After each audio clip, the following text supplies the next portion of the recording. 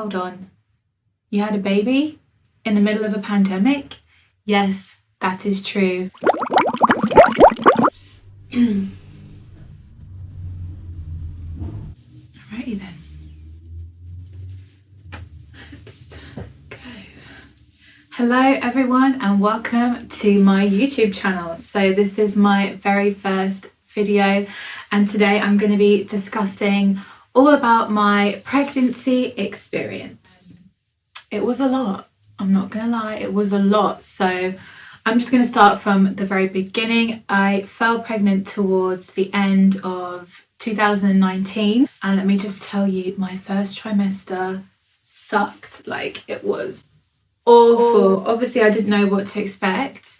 Everyone experiences different symptoms during the first trimester. As soon as I took the test, I didn't have any symptoms beforehand. I think I remember being like a few days late to my period, the usual suspect.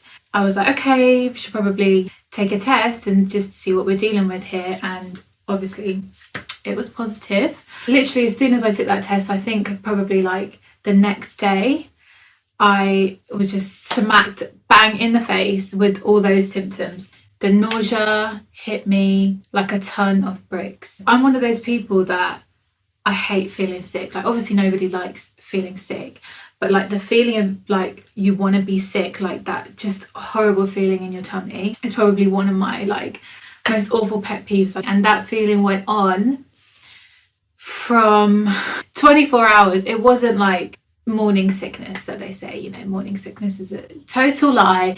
It was 24-hour sickness, and I was going into work every day during this time when all I really wanted to do was just stay in bed all day. Like, I did not feel good at all. But yeah, the nausea was like the number one thing that was really, really hard to deal with during that first trimester. It went on till about week 10, I want to say, and then it kind of started to trail off. I still got it kind of every now and again, but it wasn't as intense as how I was getting it from when I found out, like, you know, week 5, 6, I think it was. Week 6, it just hit me like a ton of bricks. And that's usually when they say that the symptoms start to set in.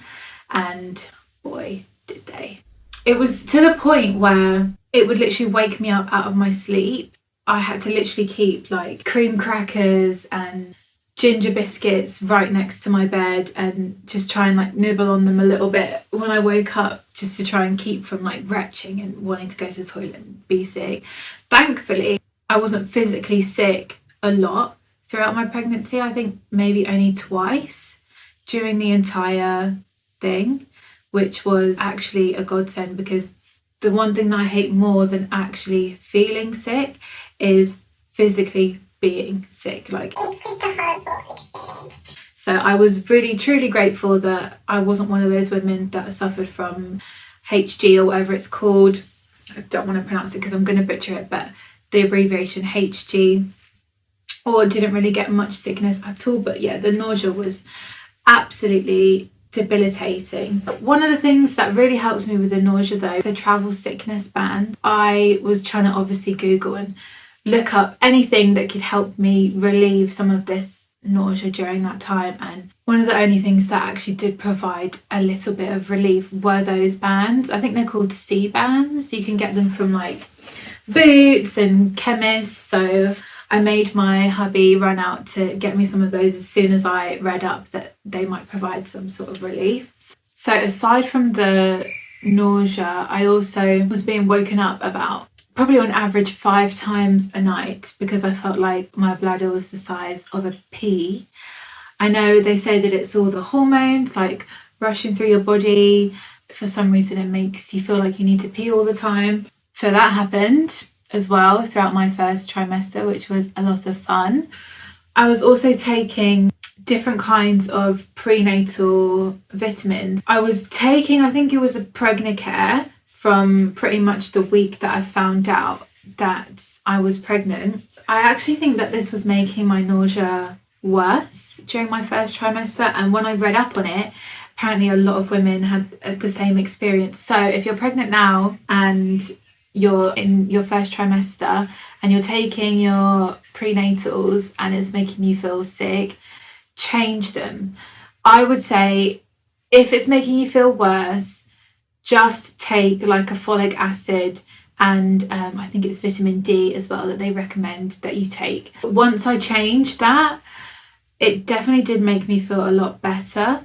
And then once I finished those, I think I went back on to the Pregnant Care, or I think I might have tried a different kind of vitamin pregnancy one. But I can't actually remember now, to be honest with you. But now I'm actually taking the Pregnant Care breastfeeding ones because I am still breastfeeding at the moment. Anyway, so no one has a good time through their first trimester, really. It's all a new experience, but I was just so tired. I wasn't sleeping well at all because, you know, my sleep was just so disturbed. But after about 10-12 weeks, everything kind of started to ease off, get a little bit better. My bumps started to come through and I was able to have my first scan. So this would have been January, sometime in January, I can't remember when, but this was obviously before COVID struck the nation, struck the world. I was able to have my partner come with me to my first scan, which was really nice. I turned out to be, I think, 11 and a half weeks at my first scan. We got to see little Baba for the first time. It was a really nice experience overall. When it came to having my second scan, which everybody usually gets to find out the gender of the baby, unless you're obviously not wanting to find out until the birth. We wanted to find out, but unfortunately this was during the first lockdown, so I can't exactly remember when it was. I think it was in April sometime, so we were already, you know, well into the first lockdown, and they had announced that partners were not allowed to join in getting any scans done. This also was the case for any midwife appointments as well. So from that point onwards, I had to attend everything alone, which I'm not going to lie, really sucked. Obviously, it really sucked for me because I wanted to have the support of my partner there. You know, going through your first pregnancy, having your first child, and all this craziness is going on. It's just not really ideal, to be honest. And I know I'm not the only one. Thousands of women have gone through similar experiences. That's the main reason why I wanted to do this video, really. If you've just had your first baby or a baby and you want some kind of comfort or reassurance, or, you know, you could be pregnant right now. If you're searching for a video like this and you came across mine, then I hope that, you know, my experience can provide you with some kind of comfort or information. I had my baby in London, so this is obviously, my experience is going to be relative to where I was at the time. So we obviously were able at this point to find out what the gender of the baby was going to be. I obviously didn't want to find out by myself, so I had actually asked the sonographer if she could write it down like on a bit of paper so that I could take it home and that me and my partner could find out together. And that's what we ended up doing, and we opened it together and found out that we were having a girl. So we were both really pleased. And obviously the main thing was that she was healthy, growing correctly. I think I ended up having 4 scans in total. I had a 4th one because the baby ended up measuring larger. She was on the kind of larger end of the scale. I don't know what it's called. I've forgotten the name of it now. She was measuring in something like the 90 something. Percentile.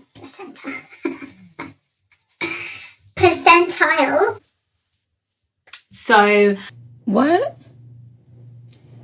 Child. Anyway, so on my 3rd scan, they wanted me to come in when I was full term, so 40 weeks, to have another scan, because if she was measuring off the charts, then I think they would have wanted to maybe induce me. But thankfully, when it actually came on to having that scan, she was on the larger side, but wasn't crazy off the charts. So they let me just do my thing and let her come naturally, which I was really grateful for, because I've had a lot of stories about women being induced, not having a good time, and particularly at that time, July, August. I don't think we were still in a serious lockdown at this point, but the rules to the hospitals had not changed. It would have been a case of my partner wouldn't have been allowed to join me until I was in active labour, which they class as like 4 centimetres and onwards. I was really hoping that that wouldn't be the case, because when you get induced, it can take hours, days even for things to get moving. Thankfully, that didn't happen, but we will actually get on to my birth story in the next video. I know I'm just going to be here rambling for ages if I talk about the birth in this video as well, and it's going to end up being an hour video.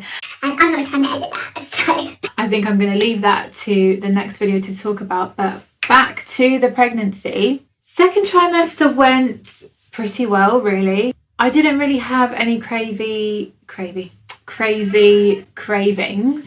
I definitely didn't have any like weird crazy ones, you know, when women talk about wanting to eat like pickles dipped in peanut butter. That definitely was not the case for me.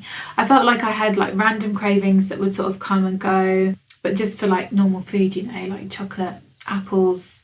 I mainly just wanted to eat like fruit and vegetables through my pregnancy. I just felt my body was just calling out for the nutrients. Obviously, I'm growing a human, right? So I tried to feed my body everything that I wanted. So if I felt like eating a cookie, I would eat a cookie. If I felt like eating apples and peanut butter or a big bowl of greens, then I would try to do that. Also, the bloating was crazy. I don't think I was actually showing an actual bump there until 13-14 weeks, but from the time that I even found out that I was pregnant, so maybe from like 6-7 weeks onwards, I was just bloated constantly. So it looked like I had a little bit of a bump, but I don't think it was actually really bumped. Like it was just bloating, and I will insert some pictures here so you can see what that looked like, because I remember looking in the mirror like, why does it look like I've got a bump already? Like the baby is like this small. the size of a pinprick, a seed even, and I'm looking like 3 months preggers already. This shouldn't be the case, but bloating is very, very common during the first trimester of pregnancy. Towards the end of my pregnancy, when I was getting bigger, and I mean big, a couple of people were actually asking me if I was carrying twins, because I did get pretty huge. I mean, she ended up being a pretty big baby, not a small baby. She was not a small baby. My belly did stretch. Like I didn't actually get many stretch marks at all. I mean, I was every day on there with the oil, on there with the moisturizer. I was like, no, I'm not getting stretch marks. And I thought I was actually going to make it without getting stretch marks, but it wasn't until like the last few weeks of my pregnancy where obviously I grew a lot more. So I do have a few, but I love them. They're beautiful. They're there as a mark of honor from the amazing work that my body did to carry my child. So I got quite a bit of pelvic girdle pain. It wasn't so much kind of like the lower back, which is what I kind of was expecting, particularly because I felt like I was carrying quite low, especially towards the end of my pregnancy. But I think from maybe like the late 20 weeks onwards, I remember getting a lot of random Shooting pains like in my side and like towards my crotch. lightning crotch, I think they call it. Not fun. It's not fun, hun. Women really do go through a lot to produce these children. Guys, if you're watching, if you have a girl, if you have a wife, appreciate her, show her your appreciation. Just bring her some flowers, you know, give her a kiss, make her some lunch. Show her your appreciation, because we really do go through a lot physically, mentally, emotionally. It's an intense experience. The fact that we're out here doing this multiple times, It's a lot to go through. and overall I'm really grateful for my experience, because I know it could have been a lot worse. Being pregnant in general is a lot to go through. But being pregnant in a pandemic, hun? Not how I would have imagined my 2020 to go. The thoughts that was going through my mind, I was not envisioning the year that was ahead of me, but it's what it is, hun. It's what it is. If you live in the UK, the NHS are amazing, particularly through this whole pandemic situation. You know, I take my hat off to them. They've been doing a great job. But I will say, I don't think enough care and money is being put into the maternity department. I feel like maternity care is so important, and depending on obviously what area you're in and what hospital you're assigned to during your pregnancy and your birth, you know, it's going to be slightly different. It's going to differ from hospital to hospital. But I did receive good care, but overall I feel like it could have been better. I mean, you know, I don't want to complain, because at the end of the day, the healthcare is free in this country, and I'm so grateful for that. However, I feel like it could be a lot better. You know, I know obviously nobody expected to be in this situation, and everyone was trying to navigate the pandemic the best that they could. And I remember having a lot of my midwife appointments actually over the phone, which I kind of feel like is a little bit pointless, because in order to actually properly treat your patient, you need to see them face to face, you need to see the colour in their face, you know, do the blood tests, do the blood pressure checks. There's only so much that you can say over the phone. Like, they would basically just ask me like how I'm feeling and if I've had anything of concern, anything to bring up. But I think I would have felt a lot better, like in terms of my peace of mind, being able to actually talk to my midwife one-on-one, you know, face-to-face.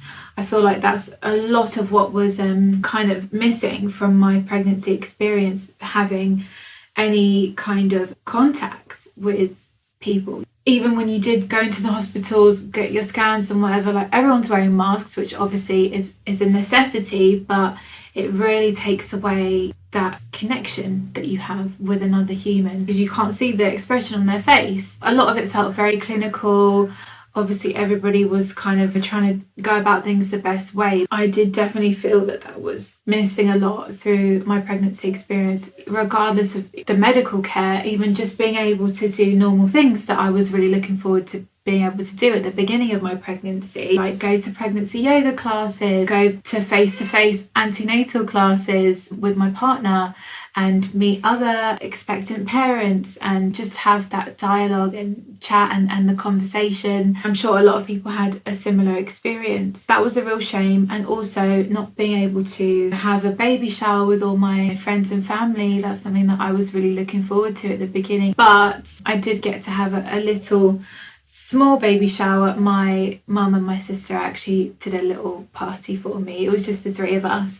It was really sweet, bless them. They put a lot of effort into it, and I was really grateful that I got to have some kind of baby shower experience. But yeah, obviously wasn't what I had envisioned at the start of my pregnancy. And just generally, I think I missed out a lot on just being able to enjoy the last few months of just being me before I had brought another human into the world. I really wanted to be able to go out to dinners and lunches and go shopping physically for like baby clothes and maternity clothes and all of that stuff. Even just with my partner, with my friends, I didn't really get to do any of that stuff, because obviously we were classed as, we as in us pregnant women, we were classed as being high risk during most of 2020. So it was difficult to make the decision of whether I wanted to risk it, because obviously at the end of the day, I didn't want to risk getting sick or risk my partner getting sick. And there wasn't enough research done on the effect that it also had on the unborn baby. So for that reason, I wanted to stay safe rather than sorry, and actually ended up spending a lot of my pregnancy at home, which felt very isolating, to be honest with you. In a way, it was nice because I had a lot of time to rest and mentally and emotionally prepare. At the end of the day, I'm so grateful and appreciative overall of the fact that my pregnancy went really smooth. Towards the middle sort of end of it, I remember having another blood test done, and I did actually turn out to be iron deficient, which is super common in pregnancy. So I ended up having to be on extra iron tablets. But other than being, you know, like low energy, tired, I didn't have any major complications. So regardless of all the pandemic BS and everything else that had gone on last year, I overall am super grateful and happy with the way that my pregnancy went. And obviously now I have a beautiful baby girl. Yeah, in the next video I'm going to be discussing all about my actual birth experience and how that actually turned out, because I know that if I was to mention it now, this would just be a super long video. So stay tuned, because that's what's coming up next. So if you're interested at all to hear about how my actual birth story panned out in the middle of this crazy year that was 2020, I hope you guys enjoyed my first video, and I hope you got some information and got some comfort through me talking about my own experience. If you do have any questions, obviously if there's anything that you feel that I didn't touch on in this video and you would want me to include it in the next one, please leave a comment, or you can DM me on Instagram. If you enjoyed the video, please give it a thumbs up. Leave a comment down below if you would like to see more from me. Please leave any questions down below and I will hopefully include them in the next video. And I will see you in the next one, guys. Bye.